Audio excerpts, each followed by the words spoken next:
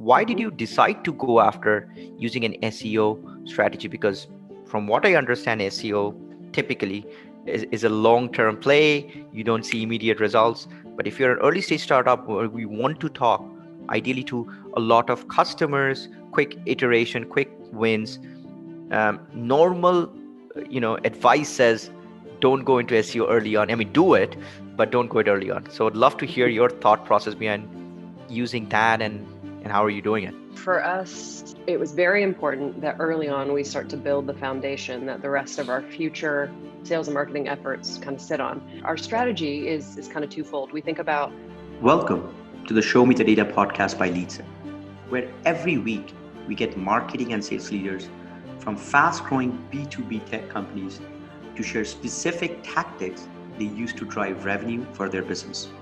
The best part, they share the exact metrics and data points behind each of their tactics. I'm your host, Tukan, the co-founder and CEO of LeadSift. See you there. Hello, everyone. My name is Tukan, and my guest today is Jenn Deering Davis. She's the co-founder and head of marketing at a company called Gradient Works. Welcome to the show, Jenn. Thanks for having me. I'm excited to be here and talk about marketing today. Awesome. And definitely we're going to get into marketing and in quite details. But to begin with, Jenn, if you could give me and for the whole audience a quick overview of what Gradient Works does, that'll be great. Yeah, we are a very early stage startup, and we'll be talking about that more, but less than a year old. And our focus is on building software to help revenue organizations work more efficiently. And that comes out of my co-founder and my experience working in a bunch of different B2B revenue organizations, from marketing to RevOps and sales. And the first thing that we're working on is software for assignment and routing. So not just lead routing, but full customer lifecycle routing as customers kind of flow through your organization. Automating that, making it smarter, matching, the right opportunity to the right rep at the right time, and trying to reduce inefficiency across that. So that's where we're starting. Yeah. That's very cool. And are you guys seeing your product as an add-on to a CRM like Salesforce or HubSpot, or would your customers will have to live on Gradient Works platform? That's a great question. Right now, we are actually a Salesforce managed package, so built right into Salesforce. And as we grow, we'll expand into other CRMs, but we kind of go right into the customer's existing CRM. So that totally makes sense. So yeah, because that'll be the last thing that they want to use is log into another platform for figuring out the routing and the matching piece. Oh my gosh, everybody already uses so many software tools, right? The revenue stack is just each sales rep logs into 10 different tools every day. So we don't want to add to that at all. We try to reduce complexity, not add to complexity, for sure. And so in terms of your initial target market, you are focusing on Salesforce users first, like that's the group.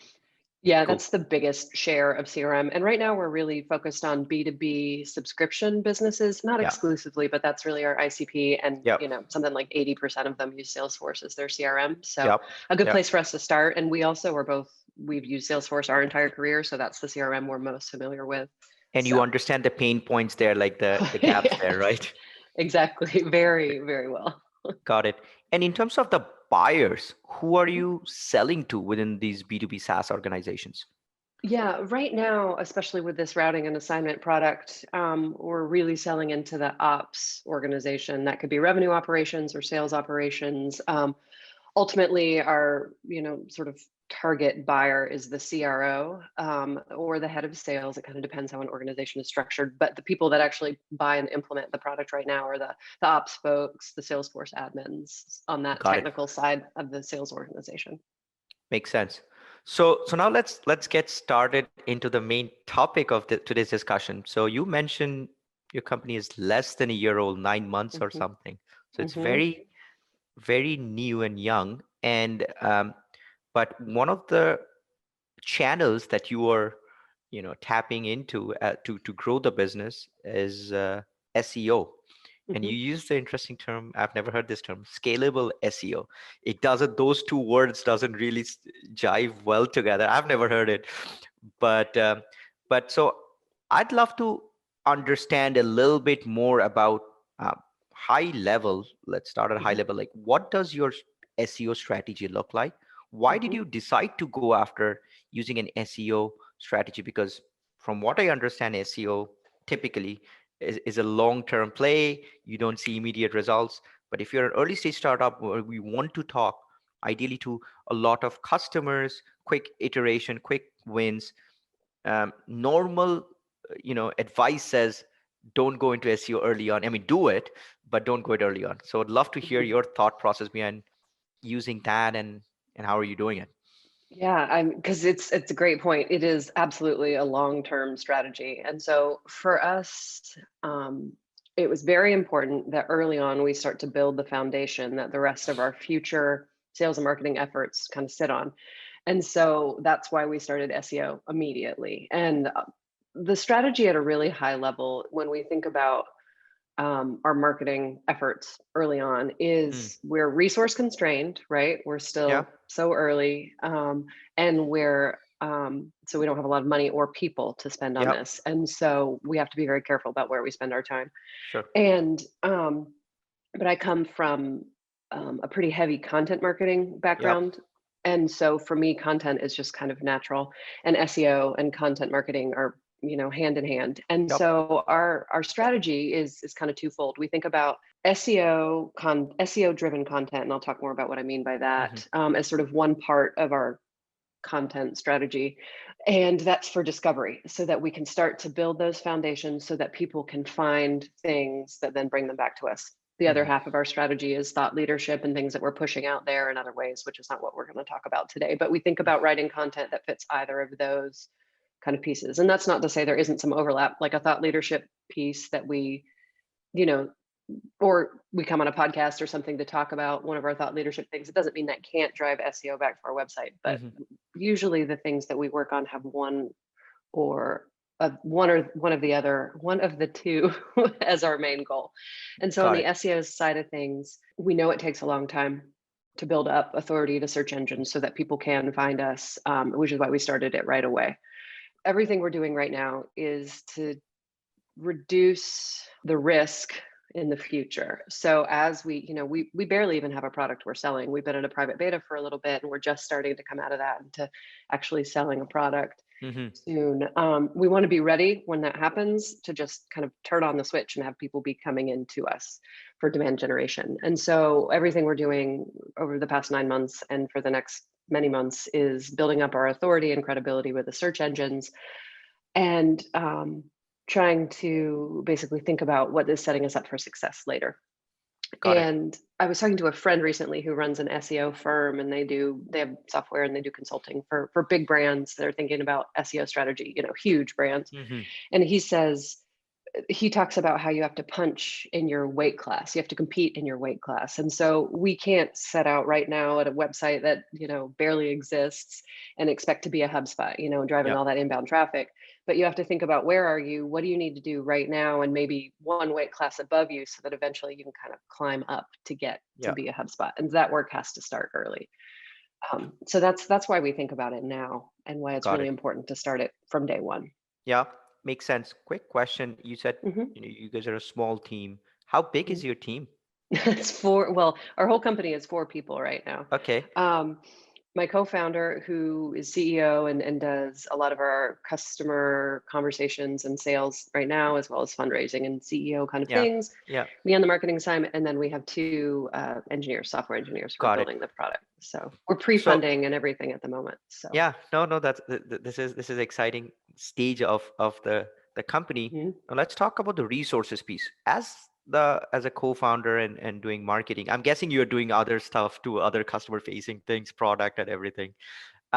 Walk me through your process of creating content, and coming up. How do you come up with the right kind of content for the driving awareness, the search engine, and once you've come up with it, how many pieces of content do you write? What's the process? How long does it take? Walk us through that. Yeah, and this is where we come to that scalable SEO piece that you mentioned, because it's got to be, otherwise scalable. Yeah, when you're a small startup or resource constrained in any way, you have to do a lot of things manually and then figure out how to scale them, right? Yep. So we think about content creation, the way we identify what we're going to write about, kind of in two ways. So the first is the SEO driven content. And so we find we have a list of SEO keywords that we've developed based on kind of two criteria. So the first one is use a tool like Moz or Ahrefs Yep. to do competitive analysis. So we look at our direct competitors for the product as it is now, and then kind of aspirational competitors for where we think we're going to be building the software, in the next 5 or 10 years, and do an analysis of all the keywords that bring traffic into their sites, because what we want to do is steal some of that. Well, earn it, not steal it. But and we look right now, since we're competing in our weight class, which is a low weight class, looking for the keywords that are higher volume but lower competitiveness or lower difficulty. And that also makes sense and relate. We're not going to try to compete on their brand names or anything at this time. But from that, I mean, I did, I think, a list of probably 7 competitors. I got a list of about 55 keywords where I feel like we can compete on them, like lower difficulty, higher volume, and higher volume in this case can only be 50 or 100 searches a month. But if we can take those 50 or 100 searches multiplied by 50 keywords, 50. Yeah, that's a lot. great.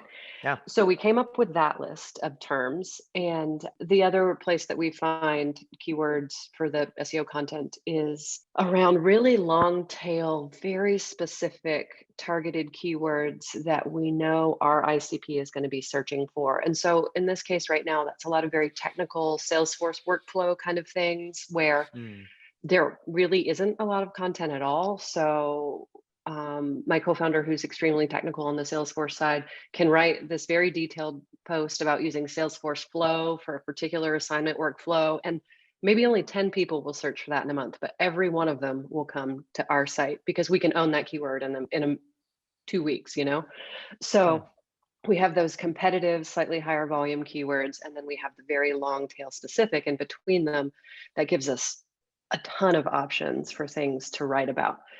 And then we pick them by, a lot of it is just, okay, what do I feel like I can write about right now? What do I know enough about? Or we group them, and then we do one of these scalable projects, which on the resources page on our website, we have a few of them. And what we think about is we get a set of keywords that are related to one topic area. And we have done this recently with a RevOps glossary. So it's a list of definitions and terms for every keyword you can think of related to revenue operations, and helping people understand, what does, CAC mean? What's lifetime value? And we use HubSpot as our CMS, and HubSpot has this great database feature where you can basically, you're supposed to use it for things like resource pages and stuff like that. But basically you can take your content and you write it in a spreadsheet, essentially 1 row per content chunk. In this case, a term like revenue operations or B2B marketing or whatever. We put them all in here with keywords and definitions and all of this, and it takes a few hours to write out, let's say 30 of these terms, because it really is, we're talking 2 paragraphs per term. So it doesn't take long. And these are things that I'm very familiar with. And then you upload that into HubSpot, and it creates one of these little databases from that spreadsheet. You can kind of go in then and polish up the content a little, add additional resources. We've connected a widget that will find related blog posts from our website and embed them in the page as well. And so what it does is it creates 1 page for each of the rows in the spreadsheet. So in the course of a day, we created 30 pages for our website, each one keyword based and targeted, and then they all roll up under 1 resource, which in this case is a interactive RevOps glossary. And this is all part of HubSpot's functionality. We tweaked it a little bit on our end to make it kind of look and work like we want, but it took less than a day. And now we have 30 pages on our website, each one of them SEO optimized and like searchable. So just help me understand this, Jen. This is blowing my mind right now. So you have these, for this specific content, you write up 30 specific SaaS specific revenue specific terms. You have a paragraph about describing this. You have it in an Excel, upload to HubSpot database? It's like, is it a specific functionality within HubSpot? Yeah, it's in the CMS, the website Got part of it. HubSpot, and it's just HubSpot DB, I think is all it's called. I'm Okay, looking so at it right now. But yeah. okay, cool. So you Yeah. upload them into HubSpot DB, and what does it do? It creates separate pages for it for that? Yes, that's Huh. exactly what it does. All under one. So what we did is we created this RevOps glossary table essentially, Sure. and then Yeah, yeah. imported this spreadsheet that had all the data in it. And it takes that and it makes it into one spot on our site, which we Yeah. link to on our resources page that has then 30 individual pages. Sub pages from there. And these pages then are very short. Are they like just the 2 pages of description or like 2 paragraphs of description, each of these pages? Or Some of them are, and then some of them we go in and we flesh out and we decide what we flesh out, either based on what we know a ton about, where we just have a bunch of content we can add, or the ones that end up being clicked on the most. And so we put them out there. And you can see this on our website at gradient.works in our resources section. The mm-hmm. RevOps glossary is an example of what I'm talking about. Mm-hmm. And we threw it up there. It's got these 30 terms and you can kind of scroll down through them. You see there's like a little card for each one, and then you can click on it and be taken into the term itself. And this is where the page is. Sometimes it's a paragraph, sometimes it's 3 or 4 paragraphs. Okay. Sometimes we have related resources linked to in there, like a video interview we made or related blog posts. Got it. And then we flesh out the ones that people start to click on. So a lot of people have been clicking on the account-based marketing definition as an example. So we went in and just made sure that one was a little bit more robust because it seems like that's one that needs to be really useful to people. So we kind of let the data drive how much more we add now Add that to these it. exist. And ABM, I would assume that is probably one of the most, it's a popular term, and I'm guessing there's a lot, everyone in remotely in B2B marketing has a piece of content about something to do with ABM. So I'm curious, how are people coming to it and clicking on that term? That one, I think we're not, so people find the RevOps glossary because the RevOps glossary itself, the top level page, has some good SEO juice. And then ABM is one of the first definitions. So people are like, oh yeah, that's the one I want. Yeah. And so they click on it first before they explore others. Not because we are ranking high for account-based marketing yet, but the more people see it and use it and link to it on their sites, then the better it gets for us too. So couple quick follow-up question to that. So this one, I understand the glossary is a great fit for this kind of a setup. But I noticed on your blog, you guys do have a lot of long form content. And these topics, I'm guessing, are also coming from your research of competitors and just high volume, low difficulty topics. Some of them are, continue. Sorry, I didn't mean to interrupt. No. So my question was, is that how you're getting it? And then the follow-up question is, what's the process? How long does it take to create a long form content like that? And are you doing it in-house? Are you outsourcing it? What's the process there? So some of that content does come from the keyword research, but some of that is more the thought leadership thing that I mentioned at the beginning, where there are stakes in the ground we know we want to have. As a company, these are things we believe about the future of revenue organizations. These are opinions or trends or things my co-founder or I know that we want to write about. And so sometimes they just come from our brain and we're like, we got to get this out. We're going to write this post. But sometimes they're informed by SEO research that we've done. So I'd say it's kind of half and half on the blog. And so we decide what we're going to put on the blog. Basically, what can we write an entire blog post about versus a little blurb on the website, on the resources page. And then we write all of those in-house. Right now, with the exception, we have a couple guest authors who do some work for us. They're people we know. I would love to expand that out. I would like to get more content on the blog. So we're going to kind of work on that over the next 6 months. But right now it's all in-house or these very small set of guest authors. I know a lot of people outsource their content, but since my background is in content marketing and it's easy for me to write a blog post, it just takes me, 1 to 3 hours, I think, for something long form.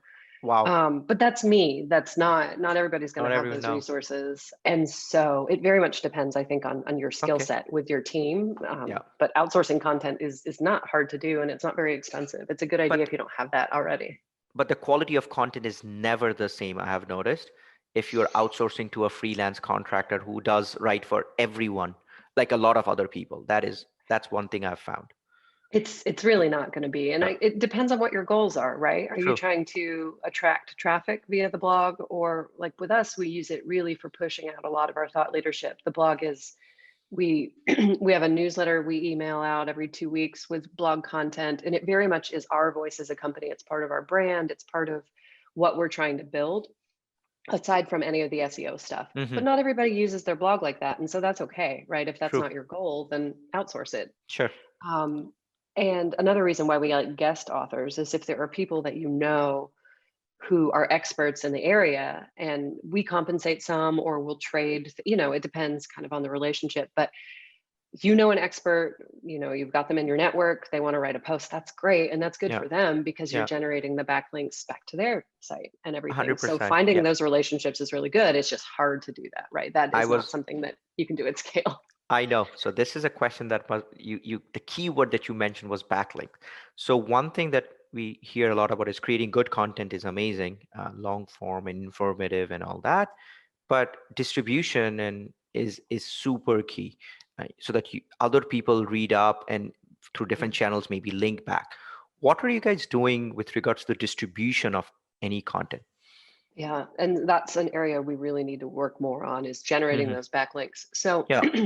because you got to have them. Like, you can Yeah. write the content, but you also need the backlinks. And those two things are kind of forming the basis of your SEO True. strategy, right? So I think some of it happens organically. You write good content that is keyword targeted, people will find it and want to share it. We got really lucky that our RevOps glossary, we shared it on LinkedIn. Our network is full of people who are also in the industries that we're looking for on LinkedIn, and they shared it. And the RevOps community at HubSpot saw it and wanted to feature it on their website. So HubSpot linked to it, which is Oh, huge wow. because HubSpot is incredibly high authority, Authority so rank. Yeah. Yeah. Yeah. exactly. So that was really good for us. But that Okay. was kind of a fluke, right? You Mm, can't guarantee that that's going to happen, but you hope that if you put out good content and you distribute it. LinkedIn is really good for our audience, right? Because we yeah. speak to B2B sales and marketers. But not everybody can use LinkedIn like that, and it doesn't always work. So we think about combining that with an intentional PR and earned media strategy where Mm, we reach out to relevant influencers, media sites, podcasts, mm-hmm. to try to get to write contributed content or be speakers on things. That's something I want to do more of. Again, we're resource constrained, so we can't do Mm, a lot of those, but you yeah. figure you do one of those a month, Yeah. and that's great, right? So look, this is my July one already. I can just check it off. Yeah. um, but so I need to do a lot of pitches. I email out, hey, I've got this idea for a post. Can I write it? We did a good one on Sales Hacker a few months ago. That has been really good in terms of sending traffic back and being a nice backlink. Nice. But So then oh, go ahead. Yeah. no. Sorry to interrupt. So you are No. just after you write the content, and especially if the content is very data driven and very has a unique edge that there isn't a lot of content, you do reach out yourself for other authoritative communities or websites to include that report or feature It's it. sort of twofold. Yeah, either I would reach out and say, hey, we wrote this thing we think would be really helpful to your audience. Would you link to it? That doesn't work as well as reaching out to someone with an idea and saying, I would love to write something like this for your audience. Would you like to include it on your site? And then they will link back to you Got as it. part of that. It's a lot more work to do that. But Mm. that's what I think about a little bit more. It's our earned media strategy, right? It's like Hmm. pitching contributed content on other sites Yeah. to get them to link back to us. And so I think you have to do both. We Yeah. don't do as much of the emailing someone to say, hey, could you link to this on your site as we should. I Yeah. think you have to have both of those, Makes which sense. is, again, you have to figure out where you spend your time. And I'm just less comfortable reaching out to existing blogs and sites like that and saying, hey, link to this. But I got to Yeah. get over that and Yeah. do it, because you have to do those things. Cool. So roughly then, Jen, how much time Mhm. are you spending a week on doing content research, writing content, and doing these pitches or distribution roughly in a week? I'd say probably about a third of my time right now is on this. Oh, wow. But I am our sole marketer. I know And that. I really only do marketing. There are Okay. other company things I do, but right now this is one of the most important things we can be doing. So Okay. The content channels are really useful for us. Okay. They, so yeah, I'd say probably 15-ish hours a week on it, Oh maybe wow, more. that is a big chunk of your time. So now let's talk Yes. about some metrics. Yeah. Given the fact that you're spending 1/3 of your time on content, what kind of metrics are you guys seeing, starting from website traffic to demo requests? I guess you guys are in private beta, so demos or email Mhm. subscribers. What do they look like? Yep. So we, those would be three of the things we would look at actually. So that's good that you said those. So website traffic first. We first published a very early version of our website the end of last August. So basically September 1st last Sure. year. And it was super simple and not a lot was happening. Then we rolled out a newer, more professional, more like SaaS startup looking website in May, just 2 months ago. And so we've been working on everything since then, but you can see that traffic was 0 last August, right? Like literally nothing because it didn't exist. Yeah. And so our goal is, to increase traffic every month. By how much, we're not sure yet because it's so early, so we don't really have benchmarks. But the biggest thing we've been looking at lately is not just top level traffic, but what percentage of that traffic is coming from search. And our goal is by the end of the year, we want to have 50% of our inbound traffic coming from organic search.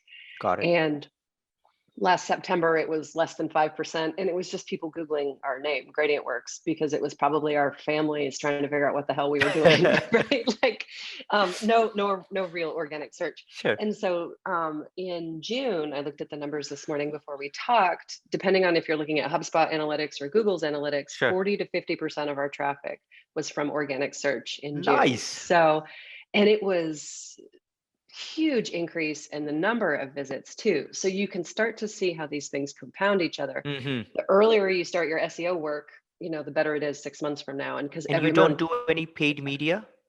no, we don't. I don't think it would help us at this point because we don't, Got it. we don't have the messaging tested. We don't have the budget. Like it's all organic. It's all Okay. 100% organic. And so, and then you start to see not just what is the traffic or how much traffic do we have, what percentage of it is from search, but then using Google Search Console, what terms are bringing people to our site? And are they the kinds of things we want people to be searching for? And we're starting to see a lot more terms that are related to what we think our customers would be searching for if they're looking for our product, and not just Gradient Works. Or every now and then we write a blog post that happens to hit on some keywords that are very well searched, but they're just not super relevant. I wrote a blog post last fall about virtual sales kickoffs, just because it was something we'd been thinking about, and a lot of our customers think about sales kickoffs. And it drives a lot of traffic to the site, but not necessarily people who are in the mindset of buying like routing and automation software. True. So Yeah. But those are things we look at. And then so overall growth in site traffic, percentage from search traffic, the keywords, and then so actually like downstream things or people doing relevant actions. Mm-hmm. We opened up our demo request page in May when we rolled out the new site, like mid-May. And we've had some demo requests, and we know that 2 of them have been from organic search. Okay. And we've had 5. This is, again, we're dealing with very small numbers right now. Sure. At this stage. But 2 of those were from search, so 2 out of 5, so 40%. 40%, yeah. And both of them are pretty far down the pipeline in real conversations, and one of them is a 100K ARR deal. So, wow. Okay. like if that closes, I feel like that's worth it, right? Absolutely. And right now, those are small numbers, like I said, but we're just kind of rolling things out and seeing what channels are leading. What are our funnels on our site, so that then after we kind of see people moving through them, how do we optimize those funnels? Got it. So yeah, it's been good. And then, we get a few newsletter signups every week. Like I said earlier, we have this bi-weekly newsletter that's mostly blog content and stuff. Yeah. A few of those a week come from search traffic. People found something, they're reading a blog post, they sign up for the newsletter. So in general, a lot of what we're still setting as baselines, but I feel good that things are happening. There is activity, and in another year, 6 or 12 months, I would expect then to have real goals and objectives based around this and try to improve those pipelines. But at least we're seeing that they exist, so that's a good start. And do you think any of the content that you have already written, let's say you were, and a year down the road, you have like a paid media strategy. Could there be pieces of content that you can put paid media behind, so that those pieces of content show up? Yes, I would think so. And part of what we expect to learn over the next 6 months as traffic continues to increase is what is driving people to our site? What are they seeing in Google? What are they clicking on? And then which one of those lead to demo requests? And I think that would be the stuff that we would Yeah, try to boost with paid. makes sense. We're thinking a lot about paid as ways to test positioning and Yeah, messaging too. yeah, The people respond to this or this, and for us, exactly. it's kind of A/B testing. But I Yeah, do think that we could boost the stuff that actually seems to be generating demo requests and pipeline like we want with paid media later, yeah. for sure. The revenue ops glossary that you created, that's a classic example of scalable SEO, creating a lot of content with not a ton of effort. Has there been other pieces of content hubs that you have created like that? Yeah, we just rolled one out last week that's about round robin assignment and distribution. So a lot of sales teams use a round robin Yep. way of distributing leads Yeah. and opportunities. And so we did one of those that is still kind of in progress, and it's only got maybe 12 or 15 individual pages, but they're all very round robin focused, which if people are thinking about deploying a round robin distribution, they absolutely could be using Gradient Works. And so we know that is extremely relevant. It's one of those that's a little lower volume, Yeah. but completely targeted to who we want. So that's one we've done. And then we're now working on kind of a B2B sales guide for our next one. But that one is taking me a little bit more time to kind of figure out our angle on that one. Yeah. But it's one of those where we identified a set of keywords that cluster around a concept. And so then how do you make that concept useful for website Exactly. visitors is Yeah. where we are with that one. So yeah, my co-founder likes to call this deploying content at scale, which Yeah. I mean, I laugh, I roll my eyes a little, but that's exactly what we're doing. Yeah. So it's working. This is great. Like this is a great concept to think of when creating content and deploying it. Yeah, that's awesome. Is your co-founder technical? Is he like from a computer science He has background? a computer science background, Yeah. and then most recently has been in revenue operations. So yeah, very Got much it. on the technical side of things, which is why he's thinking about Deploying content content at scale. Yeah, because every engineer would always think of doing things at scale. So Exactly. that's great. Thank you so much, Jen. Thank you for sharing your insights. Thank you for some of these cool, hacks and tips and strategies that you shared and sharing the data. So once again, thank you very much, and all the best with Gradient Works. Well, thank you so much. It was a pleasure to be here. So thanks for having me. Awesome.